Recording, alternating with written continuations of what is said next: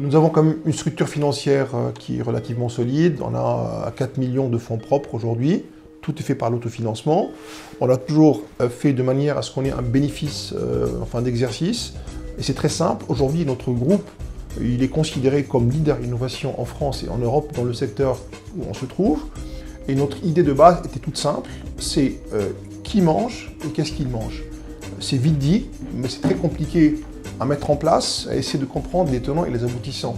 Ça part bien sûr de l'encaissement, ça part de la gestion relation client, ça va vers la consolidation, vers le business intelligence, aussi bien que vers les bornes interactives, ça va aussi donc à la traçabilité alimentaire que je viens de dire, ça va à toute la partie commande web, internet, intégrée. Bref, on a une véritable approche globale du marché. Donc pourquoi le fonds Audacia?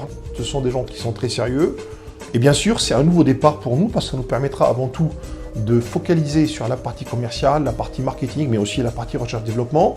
En dehors de l'argent, qui est bien sûr une donne essentielle, il y a aussi le savoir-faire qui existe dans ces fonds d'investissement parce qu'ils accompagnent depuis des années un certain nombre d'autres clients, d'autres sociétés. Et même j'ai trouvé dans le portefeuille d'Audacia des participations qui nous intéressent beaucoup. Donc quelque part, c'est accéder à un réseau. Donc pour nous, c'est une étape essentielle, intéressante, importante. Et on espère aller encore beaucoup plus loin.